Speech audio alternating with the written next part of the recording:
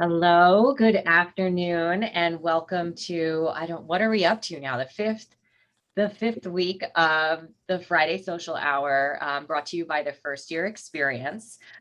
Here we get to welcome guests across campus, faculty, staff, community members. We have alumni, we have current students who join us to tell us a little bit about why they love Molloy, why they're here, some of their interests, and to kind of share that joy with the rest of the community. So thank you for joining us. I'm sort of hosting, but not really hosting, Dr. Noelle Cutter. I'm the director of the First Year Experience. I have the beautiful Deb McCarthy, who is also joining us today. She will be helping us out with any of the chat and toggling between any of the screens if we should have any issue. And then, of course, joining us today is Dr. Tom Kenny. He is, oh goodness, what is the department? Program director. There's so many titles to go on here. Pick a title.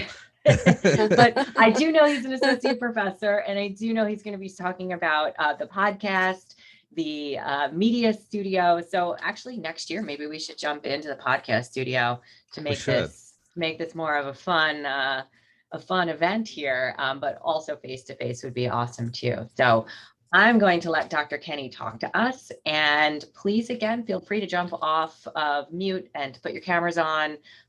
We really want to have these conversations together and not just towards you. So thank you for joining us. Thank you, Dr. Kenny, for talking us through all the awesome things that you do on campus. Well, that's a great introduction. I hope I can follow that up. So thank you, Noelle. I appreciate that. I do have a lot of titles on campus. Director of Media Facilities for the TV Studio Media Lab, Associate Professor, Noelle is correct, Program Director of the Media Concentration, and proud Molloy alumni, class of, hold on, I have too many universities, 2009.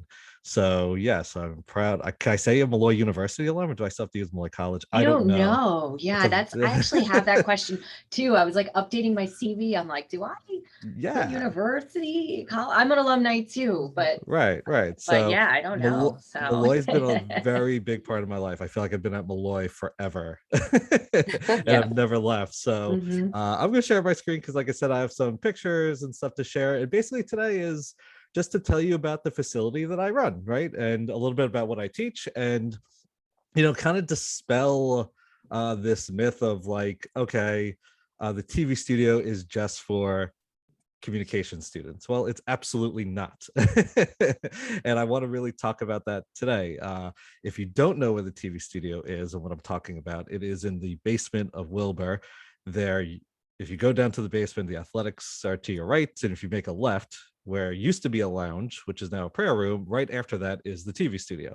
And then the media lab, which we'll talk about today, that is in 004 when you go down the stairs and straight ahead to your left. So 017 for the TV studio, 004 media lab. Always come by and visit. I will talk about when it's open and what you can do in those rooms today.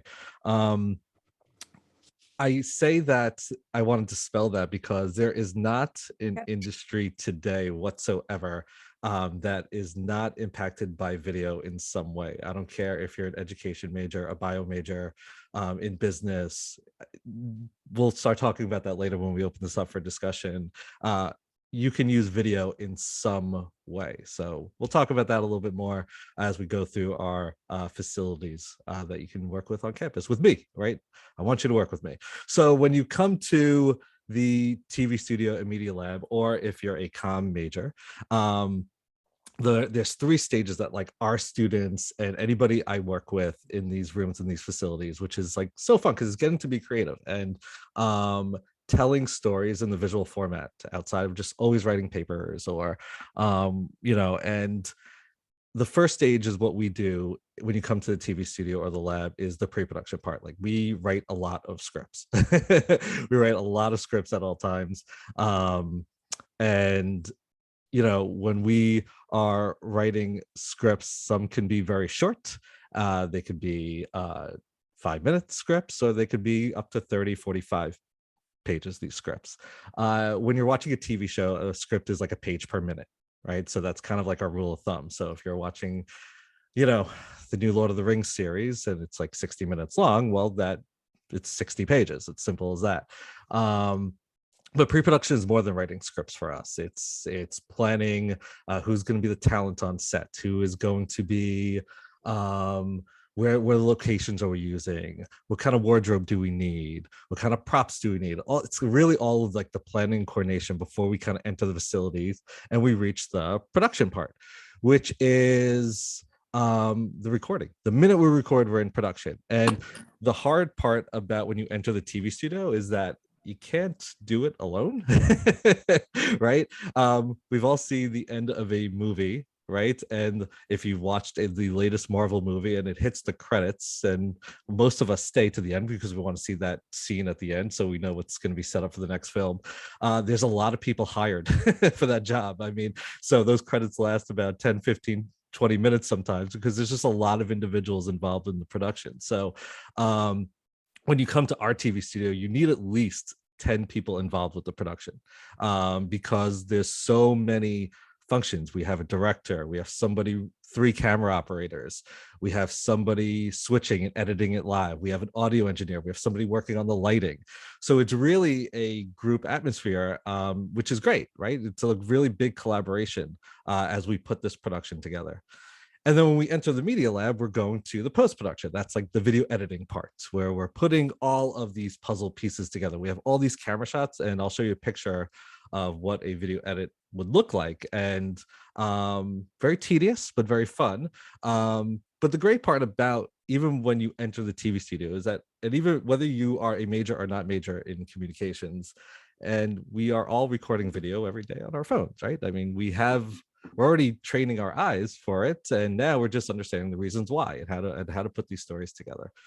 So okay, so we have scripts. This is like an example script, and there's so many different functions of when we put a script together. And again, there's a lot of descriptions here that we don't need to get into, but we have to describe action and dialogue. That's really what a script is. There's a lot of really good software that I'm going to recommend to you in a minute if you ever want to look into writing a script. But really what the talent and the characters are saying, whether you're doing a newscast in our TV studio, whether you're doing a sitcom, whether you're doing some dramatic piece, what are the conversations that the characters are having? That obviously goes into the script. And then the actions what the characters have to do on set. Really a script is not just for the talent, but it's really a blueprint for the director. Most scripts are written, and then unless you're Ben Affleck and you're writing, acting, and directing in your productions in your movies, they're usually the individual is done. That's it. They've been hired to write the script, and then it's passed off to the director. So a lot of the work for a script, that screenwriter is done, and then the director's job is put script to screen. So yeah, so it's a lot of, there's a specific format that if you were interested in learning about, like all these tools about writing action, writing for characters, writing dialogue, which is difficult because when our students learn and they take a screenwriting class, it's very easy to write for yourself, but to change it to write for a character, right, outside of like your voice and somebody else's voice, which is the hardest part of the process. Yeah, so if you were interested in screenwriting, there's a lot of software out there that you could do this for free, and you could just practice, right, and just have fun, just be creative. Final Draft is what we have in the media lab when I show you a picture of that room and facility in a moment. But in the Final Draft, that's what they're using in Hollywood, right? And we have that on all of our computers in the media lab for free. If you want to download it from home, it's about $299 if you have a Mac computer. So don't spend the money. Instead, use the free software, which is Celtics or Studio Binder, which gives you the screenwriting software for free. Amazon used to have one, and they actually were doing a contest where, like, for all their Amazon originals, you can submit scripts to them. But once they started that, they got rid of that software. But Studio Binder, Celtics are great to use. And if you really get into it, move on to Final Draft or take the course as well, which is COM 2300 Script Writing for Screen Media. In that course, our students are writing 3 scripts. They're doing a PSA, a commercial. They're writing a sitcom or a dramatic piece. So they write 4 episodes of a TV series. And they're doing a spec script. And really, spec scripts are in Hollywood if say your favorite TV show was the classic show Buffy the Vampire Slayer, and that was still airing, and you have an idea for that script yourself. So instead of you take those same characters, that same setting, that same world, and you write that version of the episode, and then you send it to the producers, and you hopefully your script is picked up and they pay you for that episode. So in that class, we also write a spec script with a show or a movie that's already existing, and you write the second part of that movie or whatnot. The great part I love about screenwriting for media is not just for com majors, it's advanced writing class. A lot of speech pathology students take it, English students take it. It counts for the advanced writing credit. So it's really creative and getting from other perspective of film outside of communications majors. Yeah, it's a different style of creative writing, which is great. And it's offered every fall and spring semester. Fall semester is fully in person, spring semester, it is hybrid. So then, okay, so production. Let's get to the filming part. And here's the TV studio. Yay, there it is. So again, it is in W017 in the basement of Wilbur. 3 camera setup. They're the one to the first image to my left. Camera 3 is that one to the right. In the middle is camera 2, and you kind of see the wheel in the corner on the left, which is camera number 1. And then you see that carpet and that blue wall. That set changes every single week. We have had bars, we've had restaurants, we've had stores, we've had studio apartments, we've had clubs. I mean, we have had everything you could imagine that set is turned into. That wall has been painted so many times. It's amazing that I can still even paint that wall.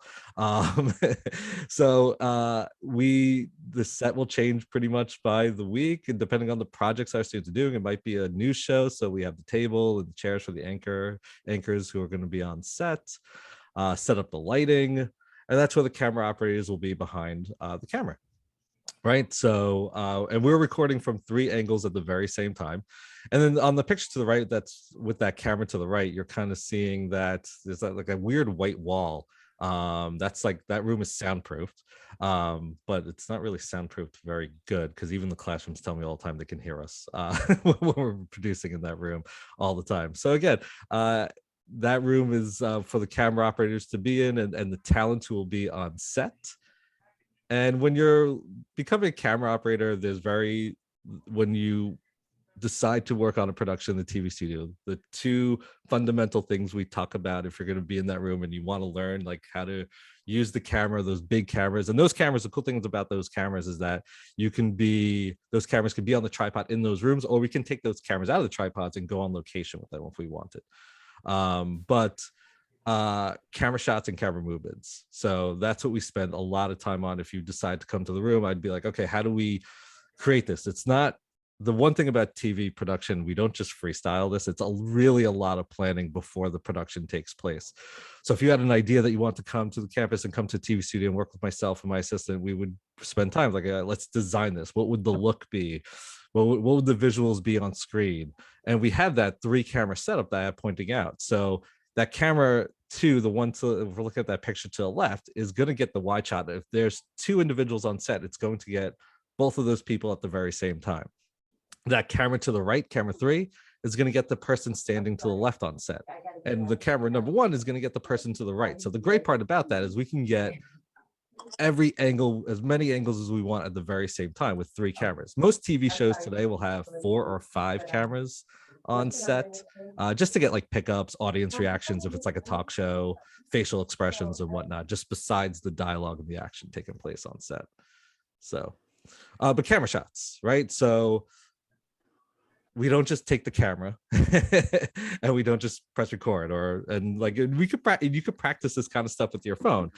That's usually before I have our students, when they take a TV studio class, besides just coming into studio for the project, the first thing I have them do is practice all these different camera shots with their phones, like getting used to these angles that you have to capture. There's a reason why we enjoy a TV show, because, well, as you're seeing far away from that full shot where we have that line all the way getting that subject from head to toe, You start far away from your subject, right? You introduce them to the scene. But as the conversation gets more and more important, a dramatic scene is coming, maybe a couple in a relationship are breaking up, then the camera is getting closer and closer and seeing the emotion of their faces. And so we, the audience, are really engaged and we're focused. I mean, those are just tricks to get the audience more engaged with the conversations that are taking place. So yeah, we learned all these camera shots. The students in the courses remember these camera shots. They memorize them, because if the director is in the other room that I'm going to show you in a second, the control room, you have to just if a director calls out, okay, get a medium shot. Well, a medium shot's the waist to the top of the subject's head. If I'm getting a medium, if the director calls out a medium wide shot, the camera operator probably has about 5 seconds to get that camera shot from the knees all the way up. If it's a medium close up, the chest to the top of somebody's head, camera operator probably again has 5 seconds to get that camera shot. If it's a close-up right below the chin to the subject's top of the head, again, 5 seconds. The reason why? It has to be done quick, because if you're live on air, I was telling Noel before we started, the Yankee game is to my left right now. And if I'm the camera operator for that game and the director in that room, who's probably looking at 20 to 40 camera angles at the very same time right now, calls out that shot, if that camera operator doesn't get that play at second base, the audience is miss it. The viewer is not going to get it at home. You have such a quick turnaround, and the director's going to be screaming medium shot, medium shot, medium shot until you get it. But if the play is gone, you just didn't capture it. Particularly if it's recorded live. If you're going to have a chance to edit it like a TV show or a movie, then you have time to just re-record those angles. So it really doesn't matter if you're live or not. What we do in the TV studio, just to point this out, is we're not live. It's not being broadcasted. We should broadcast it in AR or something. I should look into that. But it should play on those TVs besides just telling you all the events going on campus. But anyway, it's not live, so everything is post-produced as well. It's not being broadcast anyway. So yeah, so you have to, if we're touching those cameras and if you have an idea for a talk show or something you want to do in the TV studio, it's really memorizing these angles. And that one, like that last angle that's really close to the eyes, that's an extreme close-up. That's just like if like in a horror movie, somebody's scared and their legs are shaking, you get an extreme close-up of somebody's foot and they're nervous, or their eyes that they're really scared. So again, it's just learning these different camera angles and getting comfortable with them. So here's the control room. So this room is W016. So this is to the right of the TV studio. So the TV studio is 17. Control room is 16. And the director, you can't see it, but if you see that phone to the left, there is a window there that the director can look out into the TV studio. Straight ahead is the switcher. That is for the person to edit live. So there'll be a switcher pressing all of those buttons, deciding which camera to put live on the air. So straight ahead, there's a one TV monitor with like all these little boxes. So where it says preview, that's where the director can preview all of the different camera angles. Like, so I could look at camera 1, 2, and 3 and say, okay, am I happy with that camera shot before I put it live on the air? To the right, that is what I'm producing. That's what I'm recording. That's my TV show, for example. That's live. That's what the audience is going to see. And then all those little boxes are all my camera shots. So I got camera 1, 2, and 3. I can preview them before they're recorded. CG, the one all the way to the right, that's like if a lower third, if I was a newscaster, I saw their name on the bottom of the screen. And then there's one that says AJA on the bottom. That's my device that I'm recording on. And then to the right of it, there's that big, large device. That's the audio board. That's how I get sound to my account, right? So, and the director stands behind the switcher who's looking at that little device. That's who's pressing all the buttons to decide which camera goes live on the air. There's only one voice in the control room. That is the director, whoever the director is. And the reason why is the switcher has to listen to all the camera angles that the director is calling out. So if the director says camera 1, well, I better change it to 1. If the director says camera 3, well, I have to change to camera 3. And the switcher can't decide what camera they want to put on the air, right? The director is the one putting script to screen, as we go back to what I mentioned in the beginning. So I don't think I shared audio. Hold on, I'm going to share my screen again. Hold on. Because I don't think I turned on audio.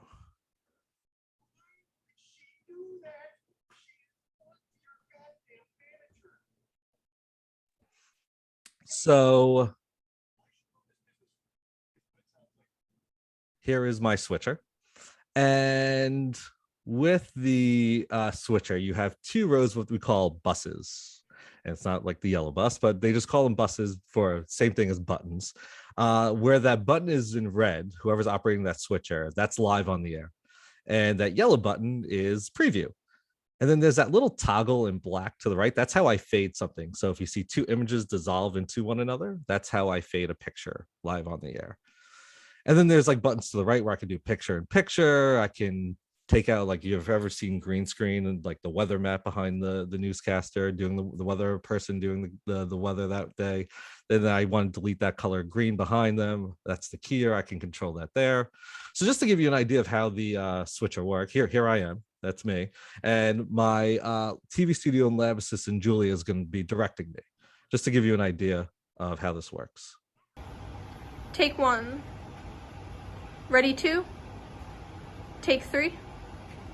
Fade to 2. Take 1. Take 3. Take 2. Ready 1. Fade to 1. Take bars. Ready black. Fade to black. And I gave her the thumbs up. I'm happy. So basically, when Julia is saying take, that means I'm going live on the air. That camera shot is going live. That's what the viewer is going to see. Every time Julia is saying preview, that means the director wants to make sure that camera angle is good. I have a close-up, I have a medium shot, I have a wide shot, and I'm happy, and it's going live, right? And I can, once I'm happy with the camera angle, then I'm okay with putting it live. And then when she's saying fade, that's when I know I can toggle that fader bar down and I can dissolve it down. So when I say dissolve, that means I'm blending picture in picture. If I'm saying fade, that means I'm going picture to black or to color, right? Yeah, and it's just playing a video game. And notice I'm looking down the entire time. Like the switcher doesn't need to look at the screen whatsoever. That's not my job. The switcher's job is just editing what the director wants. So I just have to look down the entire time. It doesn't even matter what the picture ends up being. That's the job of the director. So here's a closer angle so you can kind of see how it works. Take 1, ready 3, fade to 3, take 2, take 1, take 3, take 2, ready 3, fade to 3, ready black, fade to black.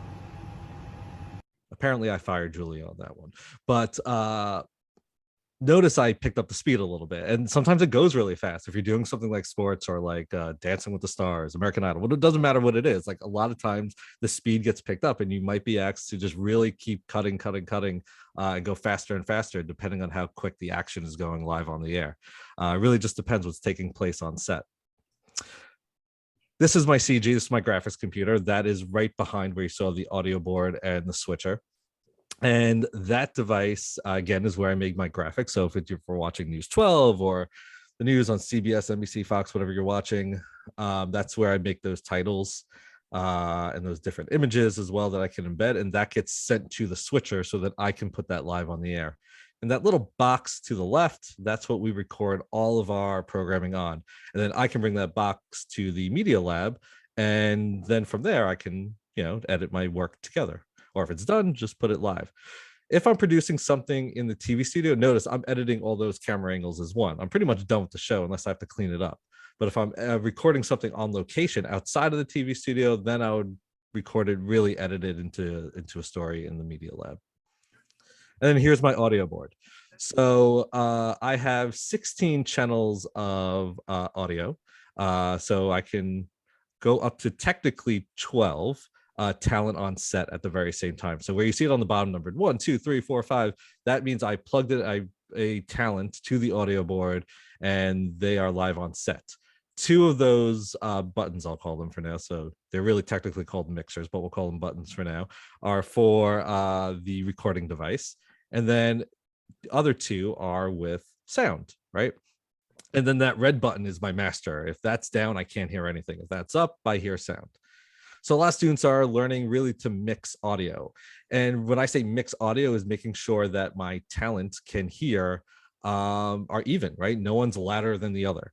That not if I have 3 talent live on set, that one person's so much louder in the red, and then while somebody else is in the green, and then it's really uneven. It's going to sound awkward. And then if I'm adding music and I also have to hear talent while music's playing underneath, well, I have to mix that and make sure I can hear the music, but also at the very same time hear the talent, right? So here's how this example of this would work.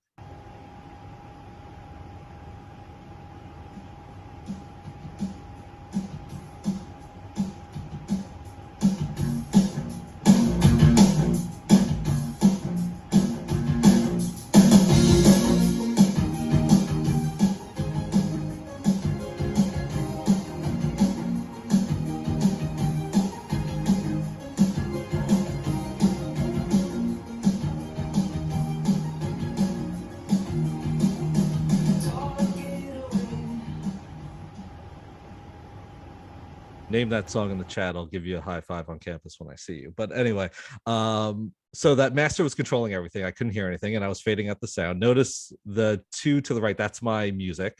And for the music, there was two levels going up because headphones, right and left ear. So they're married together. I have to hear out of both. It's stereo sound. And then those buses to the left, that would be for my talent that I would bring up. And again, I'm just making sure that everything is mixed. It looks more intimidating. There's a lot of effects on the audio board, but once you know where all the buttons are, after like 1 or 2 tries, it's pretty simple. So what are the production, if you didn't come in just to make a project, what are some of the courses you can take for TV studio production? TV studio production, I'm going to come back at the end of this for a global learning trip at the very end. But TV studio production is taught in the spring semester. You learn the control room, you learn the TV studio, you learn audio, lighting, how to produce a live TV show. That is spring semester. I don't remember what day and time I'm doing that, but it will be online then soon, or well, it already is online then, so you can find it. But I'm teaching it at some point. The other class is field production, and field production is outside of the TV studio. And that one is we record movies. So the first one's TV, and the TV one is like sitcoms, soap operas, dramas, and talk shows. Field production is short films and documentaries, silent films, and we've recorded at restaurants, Starbucks. So it's all the recording outside of the TV studio. So all you're doing is making movies and TV in both of those courses. But we also, and one of the things I always talk about in depth on the very first day of any course, whether it's screenwriting, TV production, or our film analysis courses, is my job is to ruin TV and movies for you.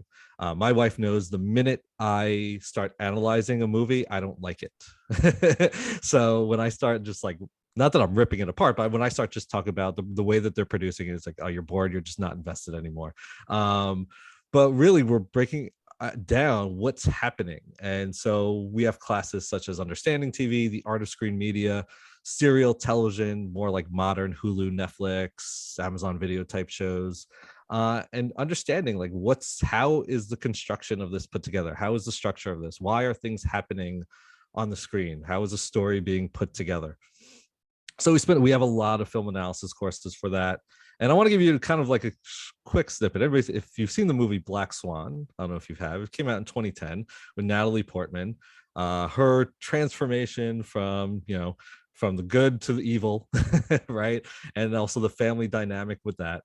And we're going to show this scene here quickly, and kind of like how I would analyze it in a class such as film art or like serial TV, and what we would do with that. We all have off days. That girl hadn't barged in. I'm sure she didn't mean to. Hold on. I'm going to unshare my screen because it got stuck. Remember when you first started? If I hadn't taken you to each of your classes, you would have been completely lost. I'm gonna talk to him tomorrow. I'm gonna tell him I finished it. Hold on.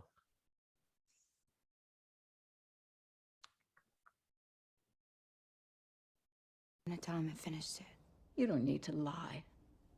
It won't convince him one way or the other. Tell me about it. It's not playing. Maybe it has to do with the share. All right, so we're gonna hold on. I'm gonna stop sharing for a second. Hold up.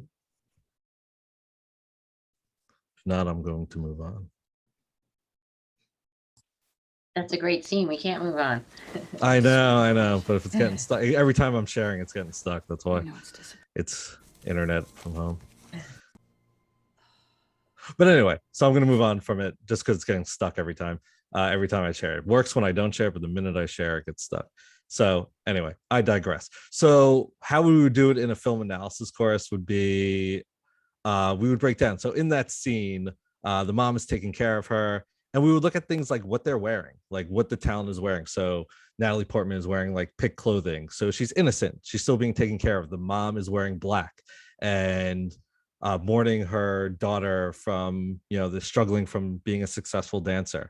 And then there's like a medicine bottle in the background, and that means that she's taking care of her. And then we're looking at the facial expression, the way something is lit.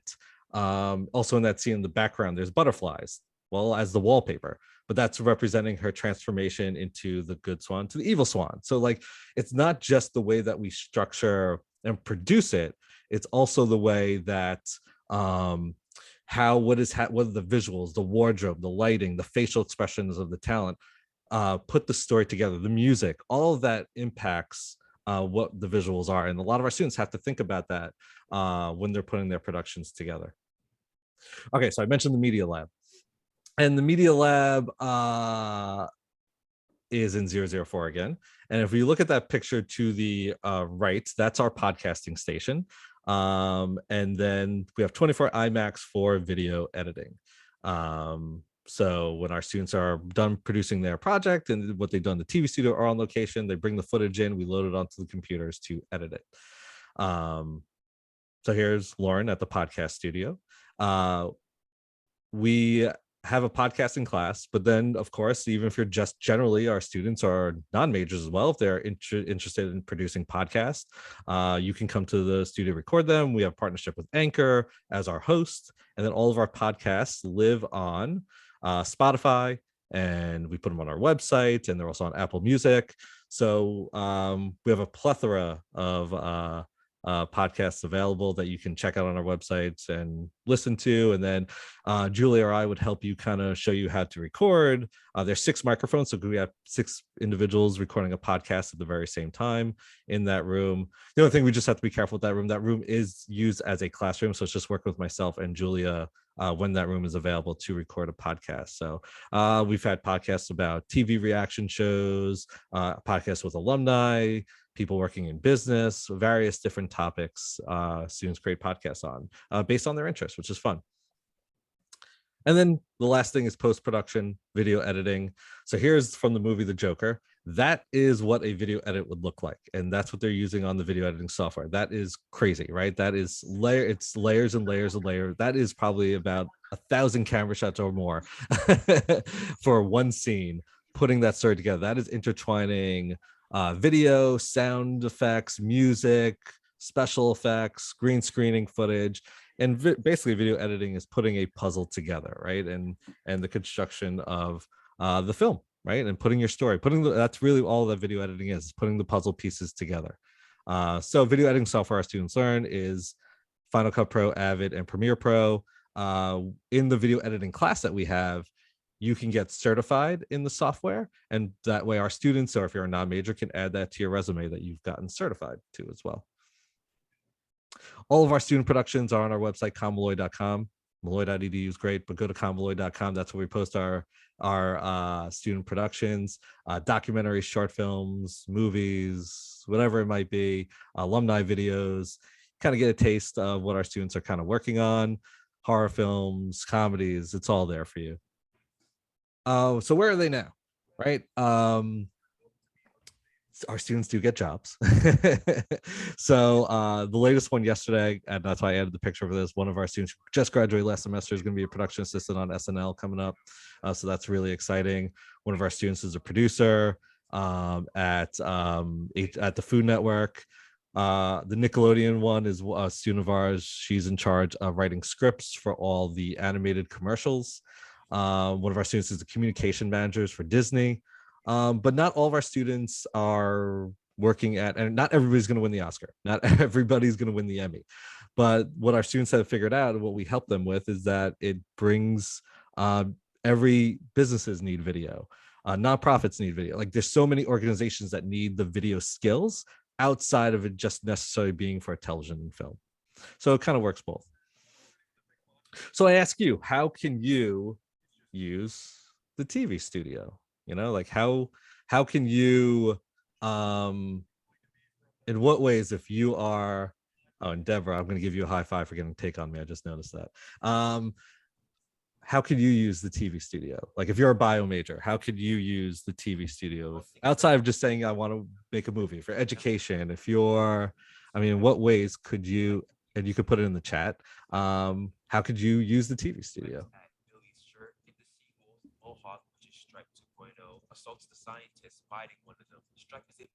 Any ideas?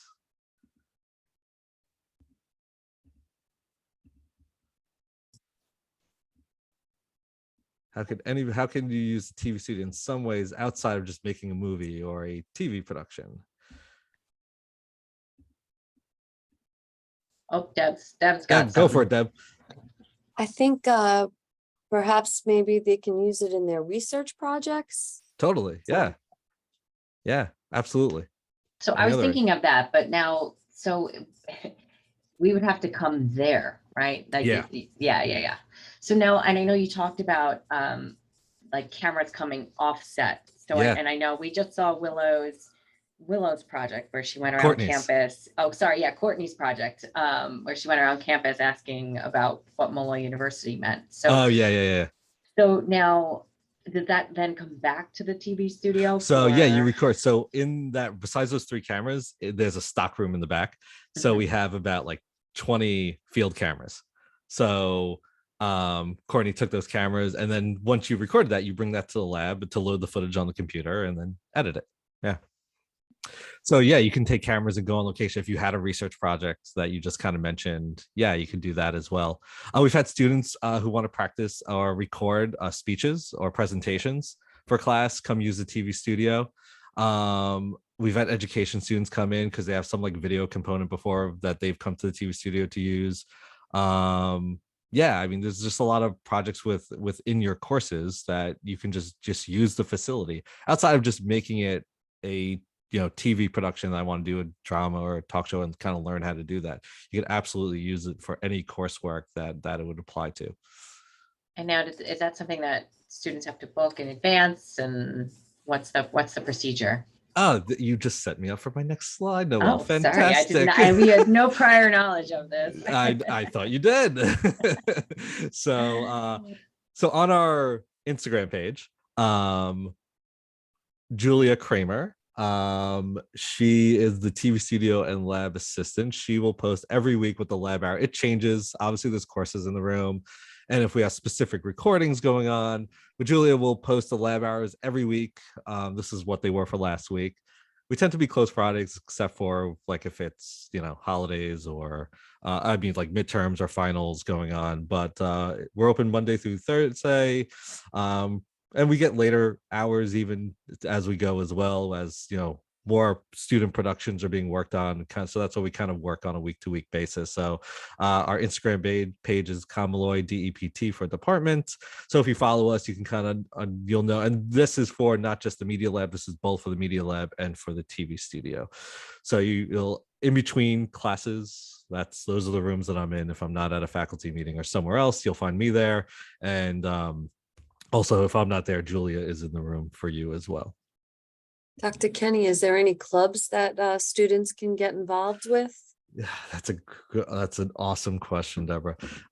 So right before the pandemic, there was about to be a podcast club that just was done. The Constitution was done, and then we were home, and then they graduated, and then it went to the wayside.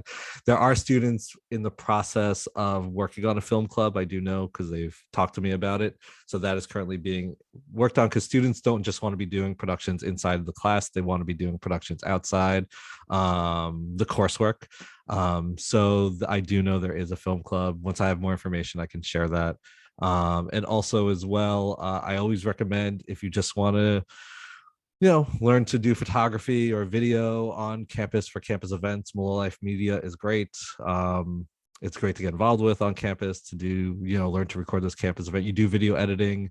Those students, if they have used the TV studio to record like their news show or certain other programming, they'll book the TV studio to use it. So the current one, I would say Molloy Life Media, and there's other ones working in the wings.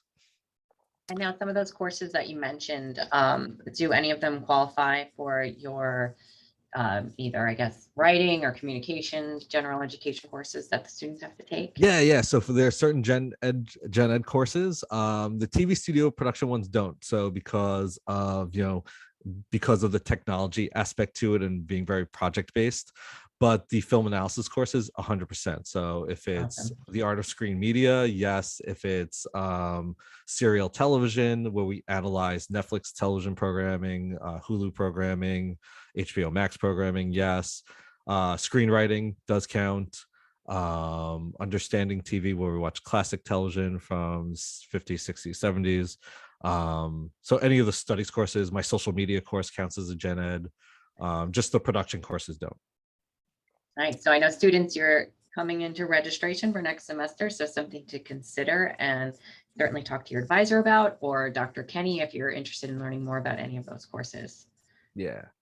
I'm going to London. Yes, I am. So, Yes. so if you want to join me in London with Dr. Kramer from the education department, education students will be working with fellow students in London for like some, I don't remember the school that they're working with offhand, but and the communication students, or those students, you do not have to be a major, who take the television production course, we'll be recording just like a mini documentary with like little cameras about our trip there. So the education courses are listed on this flyer, and the communications courses that I mentioned, Com 252 is the introductory TV studio course, where we make a sitcom and a talk show.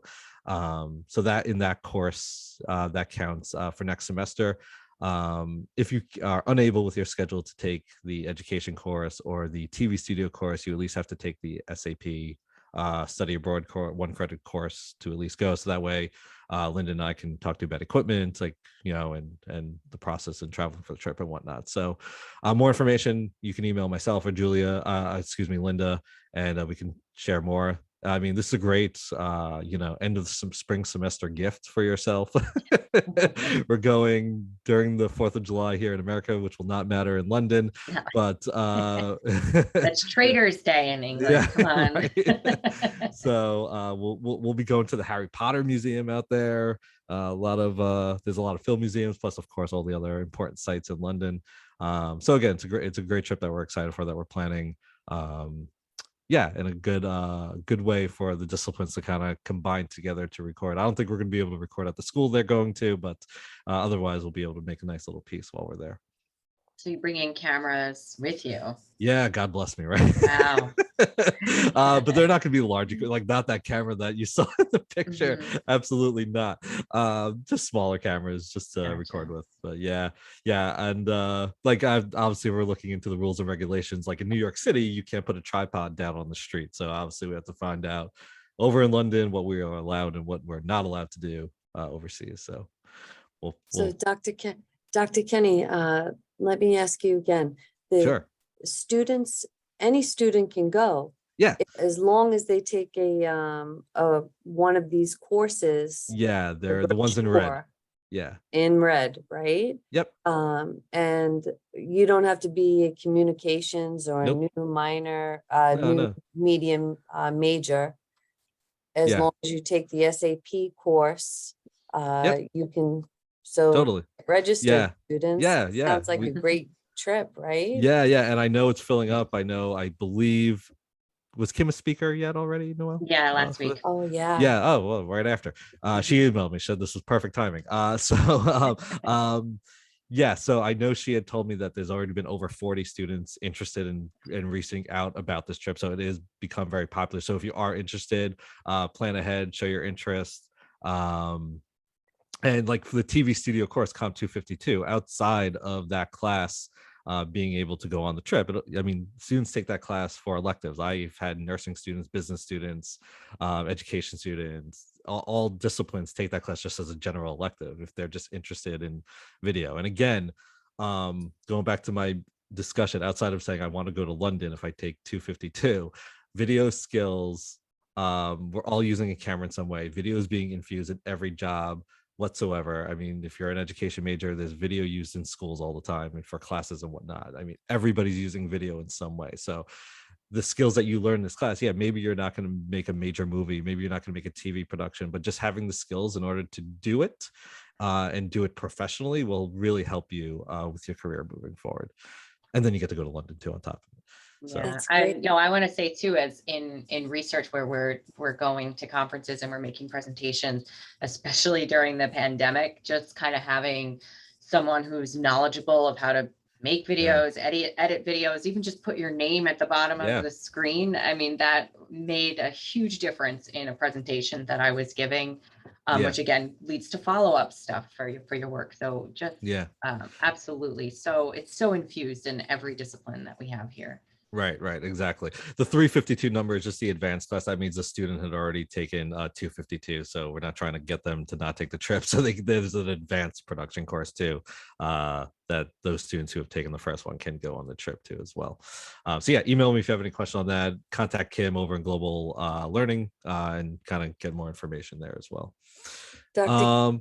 Sorry. Just a quick question. Will you be bringing drones with you? I noticed that you're going to Stonehenge, and will you? In the past, I know when New Media has gone to Rome, I don't know if they've even brought a drone. I'll ask. I don't know if they've brought the drone before. Maybe they have. I know they bring the GoPros a lot when they do the Rome trip. I'll ask about the drone. We have one. I'd be nervous, but I don't. I'm just nervous about flying that overseas and not getting it back. But we'll see. I'll ask about it. Yeah, and just to be clear, something that Deborah pointed out, the communications, we have 3 concentrations now. It's media for television and film, and then we have professional, which is advertising, public relations, event planning, and then new media is with us as well. Once again, we're united. So that's for social media, digital media, web design, digital marketing, emerging technologies, VR, storytelling, game studies, gaming, if you're interested in that. So it's all under the communications umbrella. That must be like the funnest major on campus, I might have to say. I mean, I think biology is pretty fun, but I will agree. I think it's very fun. It was funny. Before we had our meeting yesterday, Noel, the faculty meeting we were at. Enrique said, "How are you?" And I said, "I'm in a great mood. I just was finishing making a movie. How can I be in a bad mood?" You know. So there's my email. tkenny@molloy.edu. Comolloy.com is our website again. You can also, I repost stuff about TV and film on my Twitter page all the time. If you want my television banter and film analysis, follow me on Twitter as well. I don't mind. The TV studio again, Wilbur 017, the basement, the lab is in the basement, 004. And then if I'm not around and all my scheduling goes through Julia Kramer, she knows where I am at all times. So if you can't find me, contact Julia. Also, Julia helps with scheduling all the podcasting, all the events, all the scheduling goes through Julia. So jkramer1@molloy.edu. And she's alumni as well. And she is an alumni as well. Yes, yes. So my banter's done. Any questions, favorite TV shows, what you're watching now? The new Halloween movie came out on Peacock today. Oh, did I don't know. it? Yeah. Like Michael Myers Halloween? Yeah, Halloween Ends, the last one of the new series. It is streaming on Peacock and in the movie theaters. And Lord of the Rings, isn't that last one on Sunday or tonight? Is it tonight? I'm so behind. The semester's getting in the way of my program. House of Dragons. I mean, those are all the big ones right That's now. the problem. There's so much being available on streaming services that it's like, and that's the problem right now. It's so hard to keep up with it. Yeah. Which is why Netflix, if you've noticed over the years, Netflix, when they started doing originals with House of Cards, Orange is the New Black, et cetera, there was 13 episodes all at an hour long. But if you look at newer Netflix series, there are 8 episodes at like 30 to 45 minutes. They're producing so much and they know they need the short episodes, so you're able to watch all of their content, right? That's important to them. That's why they're producing original content. It costs them more money to get the legacy content like Gilmore Girls and Full House and all those classic shows. It means more to them to produce the content because it lives on their platform forever and they don't have to spend the money by renewing contracts all the time. Now I'm just going off. I meant to ask you something. What are we watching? Anything? Put it in the chat. What are we watching on TV? Dr. Give me Kenny, something. Can you tell the students some of the things that you've been working on or that you've worked on in the past? Oh my God. So my first job was at Northern Lights Post. That is a post-production facility in New York City on 27th. That I was editing commercials, Reese's Puffs, Home Depot, WWE commercials, US Open commercials, a lot of programming for the USA Network. Then I moved over to the New York Islanders for a season, and I was the camera operator for Islanders TV. I was doing the pre and post game interviews with the coach, the players. I would either be the camera operator or holding the microphone, so you would see my hand on the screen sometimes. A very famous hand. And then the radio show when they had it at the Nassau Coliseum Doolin's Pub. I would record the radio show down there. And then I came back after the Islanders, after Northern Lights Post, and then the Islanders for a season. And then I was also doing, when they had arena football, I was doing the Dragons at the same time. And that was nerve-wracking when you're doing football and you're holding a camera and they say you just have to take the hit and don't worry about the camera. I'm like, I'm gonna take the hit. I'm moving out of the way. What's going on? And then even hockey, I had to sometimes record things on the ice, and I'm wearing dress shoes and a suit on the ice. That was just giving me nightmares just thinking about it. But it was so fun traveling with the team and doing that kind of stuff. Then I came back to Molloy. As before I was faculty, I was just a staff member running the TV studio and lab. My first gig was to transition the TV studio from standard definition to high definition. So going from 4:3 screens to HD, redoing the cameras. And I will say my advice to the students still left on this call with me. It goes a long way. Always help out your faculty members, ask how you can do stuff outside of class. Always be willing to participate in open house, in events on campus. Your faculty members remember that, because when the TV studio was broken when I was a student at Molloy, and I remember with another student, we literally took out the manuals and there was no engineer at the time. And I, as a student, figured out with manuals how to plug things back together. I did not have an engineering background.